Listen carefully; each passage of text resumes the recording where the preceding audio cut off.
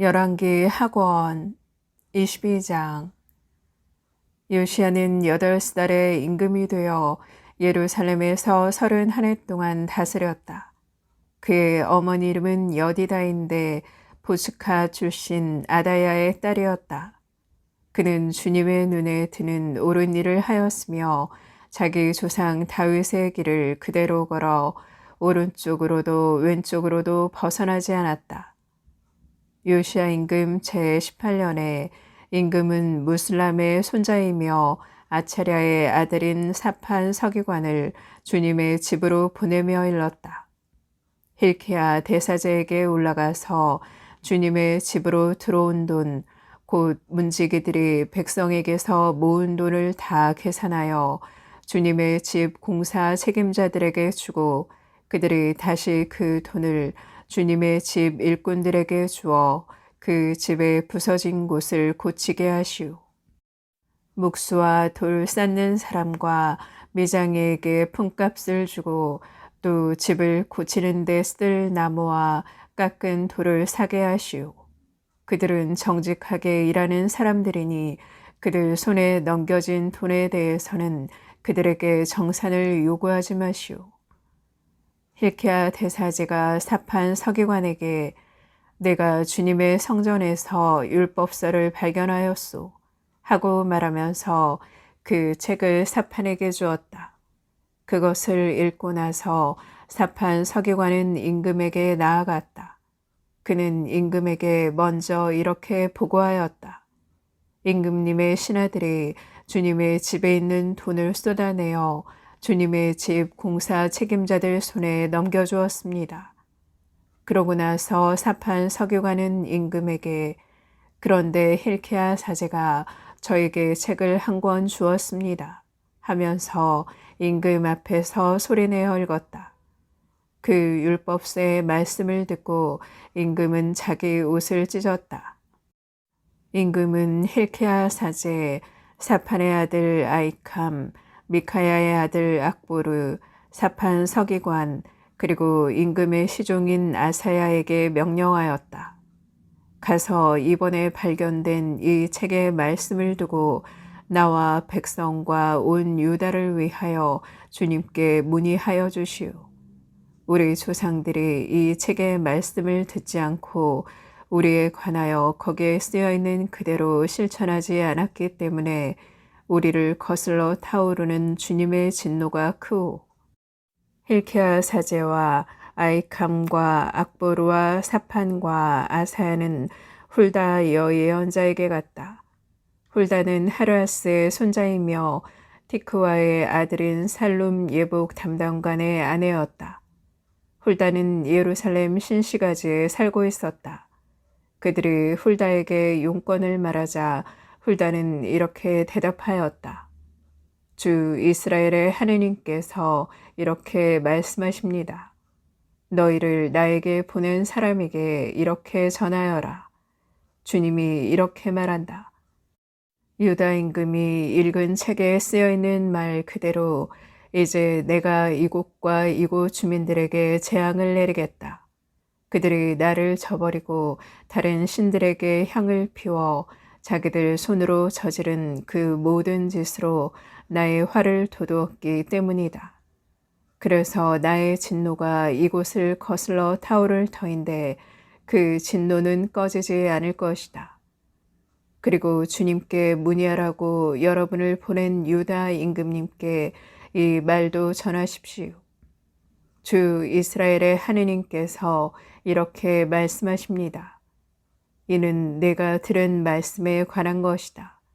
이곳과 이곳 주민들이 황폐해지고 저주를 받으리라고 내가 한 말을 네가 듣고 마음이 유순해져 주님 앞에서 자신을 낮추었다. 또 네 옷을 찢고 내 앞에서 통곡하였다. 그래서 나도 내 말을 잘 들어주었다. 주님의 말이다. 그리하여 내가 너를 내 조상들 곁으로 불러들일 때 너는 평화로이 네 무덤에 묻히고 내가 이곳에 내릴 모든 재앙을 내 눈으로 보지 않게 될 것이다. 사람들이 이 말을 임금에게 전하였다. 열왕기 학원 23장. 임금은 사람을 보내어 유다와 예루살렘의 모든 원로를 소집하였다. 임금은 모든 유다 사람과 예루살렘의 모든 주민, 사제들과 예언자들, 낮은 자에서 높은 자에 이르기까지 모든 백성을 데리고 주님의 집으로 올라가 주님의 집에서 발견된 계약책의 모든 말씀을 큰 소리로 읽어 그들에게 들려주었다. 그런 다음에 임금은 기둥 곁에 서서 주님을 따라 걸으며 마음을 다하고 목숨을 다하여 그분의 계명과 법령과 규정을 지켜 그 책에 쓰여 있는 계약의 말씀을 실천하기로 주님 앞에서 계약을 맺었다.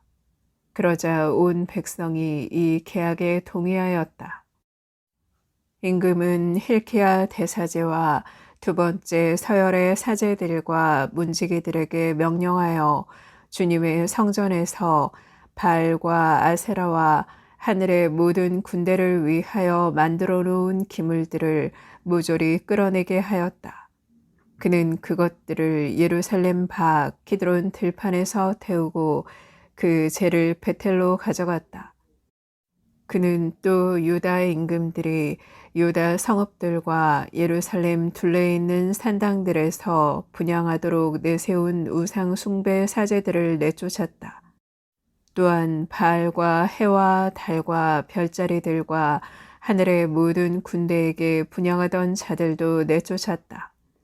그리고 아세라 목상을 주님의 집에서 예루살렘 밖 키드론 골짜기로 끌어내다가 그것을 키드론 골짜기에서 태우고 가루로 만든 다음 서민 공동묘지에 뿌렸다. 임금은 또 주님의 집에 있던 신전 남창들의 집들을 허물어 버렸다. 그곳은 여자들이 아세라 숭배에 쓰는 전을 짜던 집들이었다. 그는 유다 성읍들에서 모든 사제를 불러들이고 게바에서 부엘을 세바에 이르기까지 그 사제들의 향을 피우던 산당들을 부정한 곳으로 만들었다.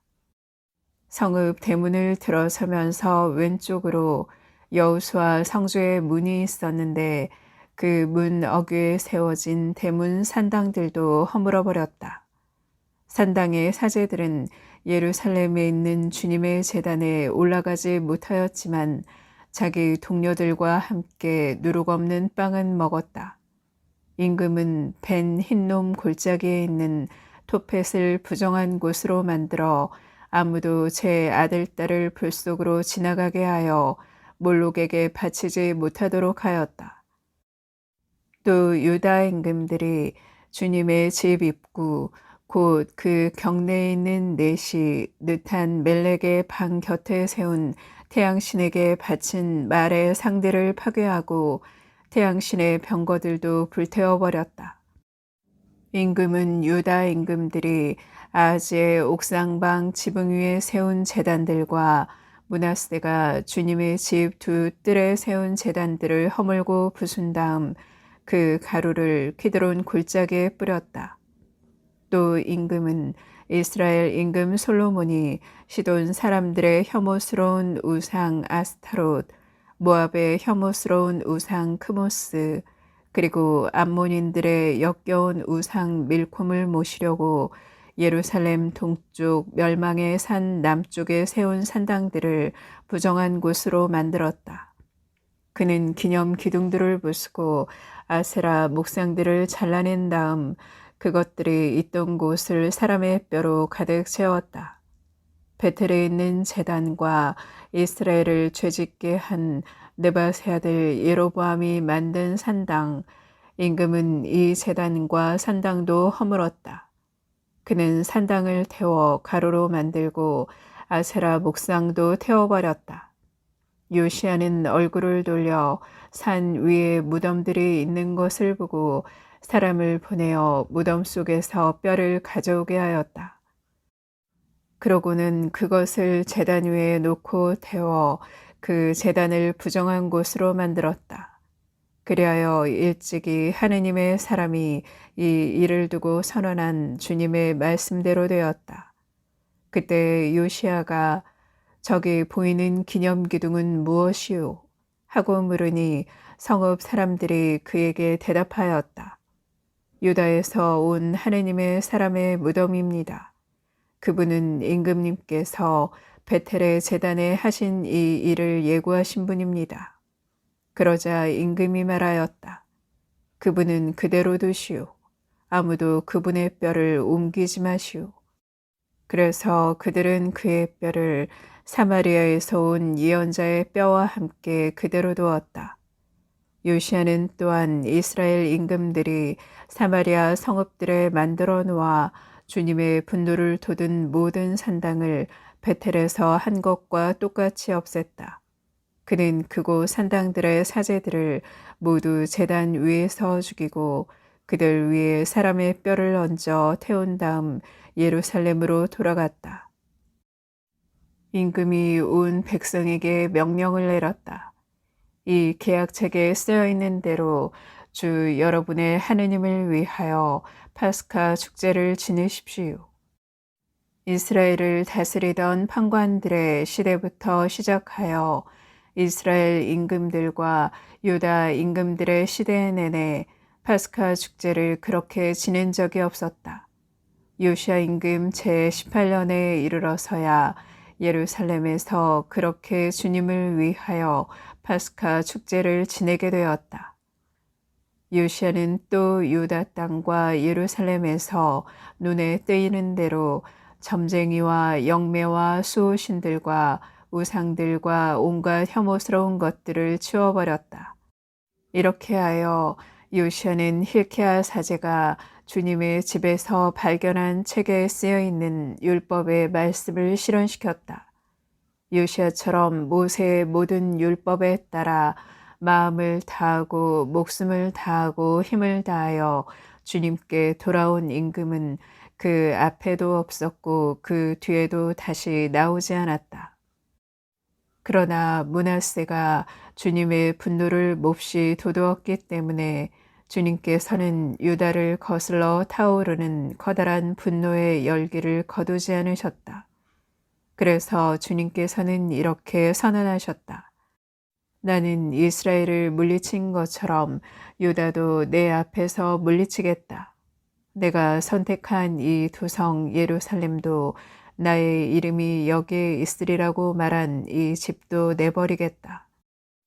요시야의 나머지 행적과 그가 한 모든 일은 유다 임금들의 실록에 쓰여 있지 않은가. 요시야 시대에 이집트 임금 파라오 느코가 아시리아 임금을 도우려고 유프라테스 강을 향하여 올라갔다. 요시야 임금이 그와 맞서 싸우러 나가자 파라오 느코는 무깃도에서 요시야를 보고 그를 죽여버렸다. 신하들은 죽은 요시야를 병거에 실어 무깃도에서 예루살렘으로 옮겨와서 그의 무덤에 묻었다. 그 뒤에 나라 백성이 요시야의 아들 여호아즈를 데려다가 기름을 붓고 그의 아버지 뒤를 이어 임금으로 세웠다. 여호아즈는 23살의 임금이 되어 예루살렘에서 3달 동안 다스렸다. 그의 어머니 이름은 하무탈인데 리브나 출신 예레미야의 딸이었다. 그는 자기 조상들이 하던 그대로 주님의 눈에 거슬리는 악한 짓을 저질렀다.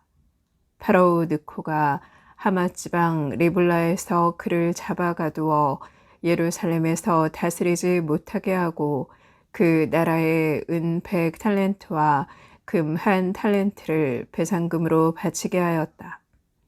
그러고 나서 파라오 느코는 요시야의 아들 엘리야킴을 아버지 요시야의 뒤를 이어 임금으로 세우고 그의 이름을 여호야킴으로 바꾸게 하였다.